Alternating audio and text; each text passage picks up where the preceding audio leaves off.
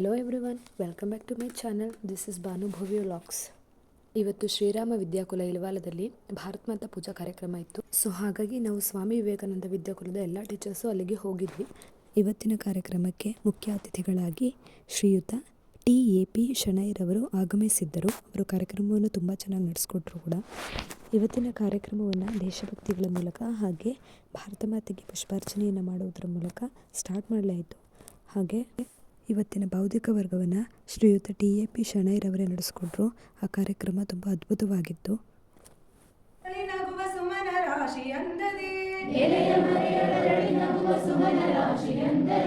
ಕಡಲ ಒಡಲೊಳುಕ್ಕಿ ಮೊರೆವ ಕೋಟಿ ಅಲೆಗಳಂದದೆ ವಿಜಯ ಬೇಡಿ ಭಾವಿಸಿ ಭಾವಿಸಿ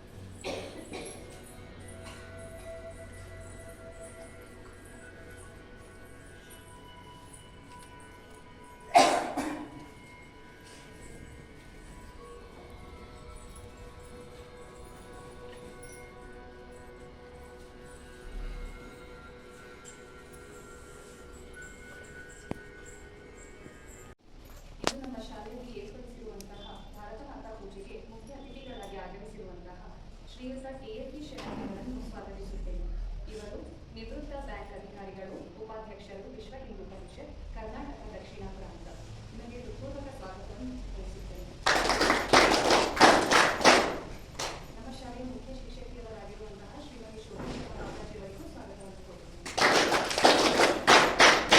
ಹಾಗೂ ಇಲ್ಲಿ ನೆರೆದಿರುವಂತಹ ಪ್ರತಿಯೊಬ್ಬರಿಗೂ ಸ್ವಾಗತವನ್ನು ಬಯಸುತ್ತೇನೆ. ಈ ದೇಶ ಜೀವಂತ ಚೇತನಾಮಯ, ಇದು ಬರಿಯ ಕಲ್ಲು ಮಣ್ಣಿನ ರಾಶಿಯಲ್ಲ, ಜಗಜ್ಜನನಿಯ ಮೂರ್ತ ಸ್ವರೂಪ. ಅರಳಲಿದೆ ನವ ಭಾರತ ದೇಶ ಕಗ್ಗತ್ತಲ ಒಡಲಿಂದ. ಅರಳಲಿದೆ ನವ ಭಾರತ ದೇಶ ಕಗ್ಗತ್ತಲ ಒಡಲಿಂದ.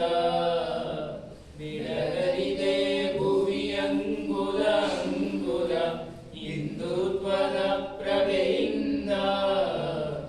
ಹಿಂದುತ್ವದ ಪ್ರಭೆಯಿಂದ ಅರಳಲಿದೆ ನವ ಭಾರತ ದೇಶ ಕಗ್ಗತ್ತಲ ಒಡಲಿಂದ.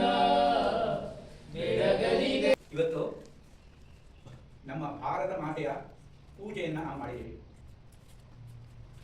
ಒಬ್ಬ ಅಧ್ಯಾಪಕ ಹೇಗೆ ಒಂದು ಶಾಲೆಯನ್ನು ನಡೆಸಿಕೊಂಡು ಹೋಗ್ತಾರೆ, ನಮ್ಮ ಮನೆಯ ಅಮ್ಮ ಹೇಗೆ ಮನೆಯನ್ನು ನಡೆಸ್ಕೊಂಡು ಹೋಗ್ತಾರೆ, ಅದನ್ನು ನೆನಪು ಮಾಡಿಕೊಂಡು ಥ್ಯಾಂಕ್ಸ್ ಗಿವಿಂಗ್ ಅಂತ ಒಂದು ಹೇಳ್ತೀವಿ ನಾವು. ಥ್ಯಾಂಕ್ಸ್ ಗಿವಿಂಗ್ ಅದಕ್ಕಾಗಿ ನೆನಪು ಮಾಡಿ ಒಂದು ನಮಸ್ಕಾರ, ಒಂದು ಥ್ಯಾಂಕ್ಸ್ ಸಾಕು ಅಮ್ಮನಿಗೆ. ನಮ್ಮಮ್ಮ ರುಚಿಯಾದ ಪಾಯಸ ಮಾಡಿರ್ತಾರೆ, ನಾವೆಲ್ಲ ತಿಂದ್ಬಿಡ್ತೀವಿ, ಅಮ್ಮನಿಗೆ ಉಳಿಯುವುದೇ ಇಲ್ಲ. ಅಮ್ಮ ಹೇಳ್ತಾಳೆ ಪಕ್ಕದ ಮನೆಯವರಿಗೆ, ಪಾಯಸ ಚೆನ್ನಾಗಿತ್ತಂತ ಕಾಣುತ್ತೆ, ಎಲ್ಲ ತಿಂದ್ಬಿಟ್ರು, ಅಂದ್ರೆ ಖುಷಿ. ನನಗೆ ಬಿಟ್ಟಿಲ್ಲ ಅಂತ ಅನಿಸುವುದೇ ಇಲ್ಲ ಅಮ್ಮನಿಗೆ. ಇದು ಅಮ್ಮ, ಇದು ಅಮ್ಮ. ನಮ್ಮ ಭಾರತ ಇಂತಹ ಅಮ್ಮನ ಪಾತ್ರ ಎಷ್ಟು ಸಾವಿರ ವರ್ಷಗಳಿಂದ ನಡ್ಕೊಂಡೇ ಬಂತು. ವಿವೇಕಾನಂದರು ಒಂದು ಇಡೀ ದಿನ ಕನ್ಯಾಕುಮಾರಿಯ ಆ ಸಮುದ್ರದ ಮಧ್ಯದಲ್ಲಿ ಹೋಗಿ ಒಂದು ಬಂಡೆಯ ಮೇಲೆ ಕೂತು ಅಮ್ಮನನ್ನು ನೆನಪು ಮಾಡಿಕೊಂಡ್ರು. ಅಮ್ಮ, ನೀನು ಎಷ್ಟು ಶ್ರೀಮಂತೆ ಆಗಿದೆಯಾ ಒಂದು ಕಾಲದಲ್ಲಿ, ಎಷ್ಟು ಜ್ಞಾನವಂತೆ ಆಗಿದೆಯಾ ಒಂದು ಕಾಲದಲ್ಲಿ, ಇವತ್ತು ಯಾಕೆ ಈ ಥರದಲ್ಲಿದ್ದೀಯಾ ಅಂತ ಕೇಳ್ತಾರೆ. ಆಗ ನಮ್ಮನ್ನು ಆಡ್ತಾ ಇದ್ದದ್ದು ಯಾರು? ನಮ್ಮನ್ನು ಆಡ್ತಾ ಇದ್ರು. ನೋಡಿ ಹೇಗೆ ತಿಳಿದವರ ಮನಸ್ಸೆಲ್ಲ ಒಂದೇ ರೀತಿ ಕೆಲಸ ಮಾಡುತ್ತೆ ಅಂದ್ರೆ, BM ಶ್ರೀ ಅಂತ ಶ್ರೀಕಂಠಯ್ಯನವರು ಅಂತ ಒಬ್ರು ಕವಿ ಇದ್ರು ನಮ್ಮಲ್ಲಿ, ಕನ್ನಡದ ಕವಿ. ಅವರೊಂದು ಕವನ ಬರೀತಾರೆ. ಭರತ ಮಾತೆಯೇ ಎಂದು ಈ ತರ ಎತ್ತುವೆ, ಎಂದು ಲೋಕದ ಜನದ ಮನದಲ್ಲಿ ನಿನ್ನ ಮಹಿಮೆಯ ಬಿತ್ತುವೆ ಅಂತ ಒಂದು ಕವನ ಬರೀತಾರೆ. ಆ ದಿನ ವಿವೇಕಾನಂದರು ಅಲ್ಲಿ ಸಾಗರದ ಮಧ್ಯೆ ಕೂತು ಹೇಳಿದ್ದು ಕೂಡ ಇದೇನೆ. ಅಂದ್ರೆ ತಿಳಿದವರ ಮನಸ್ಸು ಎಲ್ಲ ಒಂದೇ ರೀತಿ ಇರುತ್ತೆ. ನಮ್ಮ ದೇಶ ಹೇಗಿತ್ತು ಅಂತಂದ್ರೆ ಶಿವಖೇರ ಅಂತ ಒಬ್ರು ಯು ಕ್ಯಾನ್ ವಿನ್ ಅಂತ ಒಂದು ಪುಸ್ತಕ ಬರೀತಾರೆ. ಅದು ಇಂಗ್ಲಿಷ್ ಭಾಷೆ ಒಂದರಲ್ಲಿ ಬಹಳ ಭಾಷೆಯಲ್ಲಿ ಅನುವಾದ ಆಯಿತು. ಇಂಗ್ಲಿಷ್ ಭಾಷೆಯಲ್ಲಿ 1 ಕೋಟಿ 10 ಮಿಲಿಯ ಪುಸ್ತಕ ಮಾರಿ ಹೋಯ್ತಂತೆ. ಅದರಲ್ಲಿ ಮೊದಲನೇ ಘಟನೆ ಅವರು ಬರೀತಾರೆ. ಅದು ಏನು ಅಂತಂದ್ರೆ, ಒಬ್ಬ ಗುರುಗಳು, ಇದು ಸಾಧಾರಣ ಒಂದು 5,000 ವರ್ಷಗಳ ಹಿಂದಿನ ಕಥೆ, ಇದು ನಡೆದ ಕಥೆ. ಒಬ್ಬ ಗುರುಗಳು ತನ್ನ 105 ಮಂದಿ ಶಿಷ್ಯರಿಗೆ ಹೇಳ್ತಾರೆ, ನಾಳೆ ನಿಮ್ಗೊಂದು ಟೆಸ್ಟ್ ಇದೆ, ಒಂದು ಪರೀಕ್ಷೆ ಇದೆ, ಬನ್ನಿ ಅಂತ ಹೇಳ್ತಾರೆ. ಮಕ್ಕಳು ಕೇಳ್ತಾರೆ, ಯಾವ್ದ್ರಲ್ಲಿ ಟೆಸ್ಟ್ ಗುರುಗಳೇ, ಯಾವ್ದ್ರಲ್ಲಿ ಪರೀಕ್ಷೆ ಗುರುಗಳೇ ಅಂತ. ಬಿಲ್ಲಿನಲ್ಲಿ, ಆರ್ಚರಿಯಲ್ಲಿ ಬಿಲ್ಲಿನಲ್ಲಿ ಗುರಿ ಮುಟ್ಟುವುದೊಂದಿದೆ ಅಲ್ವಾ, ಬಾಣದಿಂದ, ಅದರಲ್ಲಿ ನಿಮಗೆ ಪರೀಕ್ಷೆ ಇದೆ, ಬನ್ನಿ ಅಂತ ಹೇಳ್ತಾರೆ. ಮಕ್ಕಳೆಲ್ಲ ಹೋಗ್ತಾರೆ ಮನೆಗೆ, ಬಿಲ್ಲನ್ನೆಲ್ಲ ಪಾಲಿಶ್ ಮಾಡ್ತಾರೆ ಚೆನ್ನಾಗಿ. ಅದೇ ರೀತಿ ಬಾಣವನ್ನ ಚೂಪು ಮಾಡ್ತಾರೆ. ಮತ್ತೆ ಬೆಳಿಗ್ಗೆ ಬೇಗ ಬರ್ತಾರೆ, ಎಲ್ಲರೂ ಬಾಣ ಬಿಲ್ಲು ಹಿಡ್ಕೊಂಡು ಬರ್ತಾರೆ. ಗುರುಗಳು ಕೇಳ್ತಾರೆ, ಮಕ್ಕಳೆಲ್ಲ ತಯಾರಿದ್ದೀರಾ, ಸಿದ್ಧರಾಗಿದ್ದೀರಾ ಅಂತ ಕೇಳ್ತಾರೆ. ಇದ್ದೀವಿ ಅಂತ.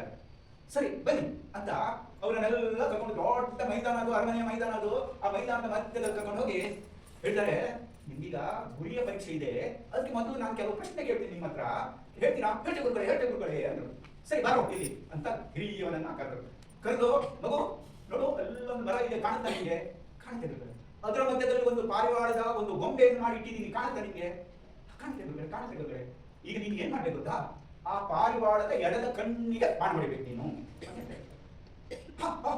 ಬಾಣ ತೆಗೆದು ಆ ಇದರಿಂದ ಬತ್ತಳಿಕೆಯಿಂದ ಹೊಡಿಲಿಕ್ಕೆ ಶುರು ಮಾಡ್ತಾರೆ. ಇರೋ ಮರ ಕಾಣುತ್ತೇನೋ? ಕಾಣುತ್ತೆ ಗುರುಗಳೇ. ಪಾರಿವಾಳ ಕಾಣುತ್ತೆ. ಎಲ್ಲಿಗೋ ನೀನು ಗುರಿ ಹೊಡಿಬೇಕು? ಎಡ ಕಣ್ಣಿಗೆ ಗುರುಗಳೇ. ಮತ್ತೊಮ್ಮೆ ಹೇಳೋ, ಮರ ಕಾಣುತ್ತೇನೋ? ಕಾಣುತ್ತೆ ಗುರುಗಳೇ. ಪ್ರಶ್ನೆ ಪತ್ರಿಕೆ ಕೊಡ್ಲಿಲ್ಲ, ಕ್ವಶನ್ ಪೇಪರೇ ಕೊಡ್ಲಿಲ್ಲ, ಹೋಗಾಟ. ಒಬ್ಬೊಬ್ಬರನ್ನೇ ಕೇಳೋದು ಏನು ಇದೇನೆ, ಇಷ್ಟೇ. ಮರ ಕಾಣುತ್ತೇನೋ? ಕಾಣುತ್ತೆ. ಪಾರಿವಾಳ ಕಾಣುತ್ತೆ. ಎಡಕಣ್ಣು ಕಾಣುತ್ತಾ? ಕಾಣುತ್ತೆ. ಹೊಡಿತೀಯಾ? ಹೊಡಿತೀನಿ. ಮತ್ತೊಮ್ಮೆ ಹೇಳೋ, ನಾನು ಕಾಣ್ತೀನಿ ಗುರುಗಳೇ. ಫೇಲ್ ಮಾಡಿ 3-4 ಮಂದಿಯನ್ನು ಫೇಲ್ ಮಾಡ್ತಾರೆ. ಕೊನೆಗೆ ಒಬ್ಬನನ್ನು ಕರೀತಾರೆ, ಮಗು ಎಲ್ಲ ಫೇಲ್ ಆಗಿದ್ದಾರೆ ಕಣೋ, ನಿನ್ನ ಅಣ್ಣಂದ್ರು ತಮ್ಮಂದ್ರು ಎಲ್ಲರೂ ಫೇಲ್ ಆಗಿದ್ದಾರೆ ಕಣೋ, ನೀನು ಹೊಡಿತೀಯಾ? ಹೊಡಿತೀನಿ ಗುರುಗಳೇ. ಸರಿ, ಮರ ಕಾಣುತ್ತೇನೋ? ಕಾಣುತ್ತೆ. ಪಾರಿವಾಳ ಕಾಣುತ್ತೆ. ಪಾರಿವಾಳದ ಎಡಕಣ್ಣು ಕಾಣುತ್ತೆ. ಮತ್ತೊಮ್ಮೆ ಹೇಳು, ಯಾವ್ದಕ್ಕೆ ಗುರಿ ಇಡಬೇಕು ನೀನು? ಪಾರಿವಾಳದ ಎಡಕಣ್ಣಿಗೆ ಗುರುಗಳೇ. ಸರಿ, ಮರ ಕಾಣುತ್ತೇನೋ? ಇಲ್ಲ. ಪಾರಿವಾಳ ಕಾಣುತ್ತೇನೋ? ಇಲ್ಲ ಗುರುಗಳೇ. ಪಾರಿವಾಳದ ಕಣ್ಣು ಬಲಗಣ್ಣು ಕಾಣುತ್ತೇನೋ? ಇಲ್ಲ ಗುರುಗಳೇ. ಮತ್ತೇನೋ ಕಾಣುತ್ತೆ ನಿಮ್ಗೆ? ಪಾರಿವಾಳದ ಎಡಕಣ್ಣು ಮಾತ್ರ ಕಾಣುತ್ತೆ ಗುರುಗಳೇ. ಬೇಷ್, ಹೊಡೆಯೋ ಅಂತ. ಯಾಕಪ್ಪ ಇದು? ಎಲ್ಲ ಕಾಣುತ್ತೆ ಅಂದವನಿಗೆ ಫೇಲು, ಎಡಕಣ್ಣು ಮಾತ್ರ ಕಾಣುತ್ತೆ ಅಂದವನಿಗೆ ಪಾಸು. ಯಾಕೆ ಹೋದ್? ಯಾರಾದ್ರೂ ಒಬ್ರು ಹೇಳ್ತೀರಾ?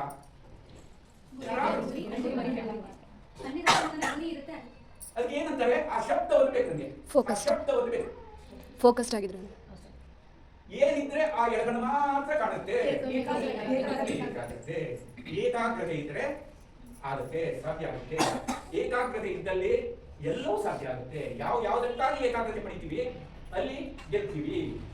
ಇದು ಯಾವಾಗ 5,000 ವರ್ಷಗಳ ಕೆಳಗೆ ಚಿಲ್ಡ್ರನ್ಸ್ ಸೈಕಾಲಜಿ ಅನ್ನೋದು ಗೊತ್ತಿಲ್ಲದ ಸಮಯದಲ್ಲಿ ನಮ್ಮ ದೇಶದಲ್ಲಿ ಆಲೋಚನೆ ಮಾಡಿದ್ರಲ್ಲ, ಏಕಾಗ್ರತೆ ಮುಖ್ಯ ವಿದ್ಯೆಯಲ್ಲಿ. ಹೀಗೆ ಹಲವಾರು ವಿಷಯಗಳನ್ನು ಕುರಿತು ಮುಖ್ಯ ಅತಿಥಿಗಳು ಭಾರತ ಮಾತಾ ಪೂಜಾ ಕಾರ್ಯಕ್ರಮವನ್ನು ಕುರಿತು ಮಾತನಾಡಿದರು. ಕಾರ್ಯಕ್ರಮದ ಕೊನೆಯಲ್ಲಿ ಎಲ್ಲರಿಗೂ ಅವಲಕ್ಕಿ ಪ್ರಸಾದ ವಿತರಣೆಯನ್ನು ಮಾಡಿದರು.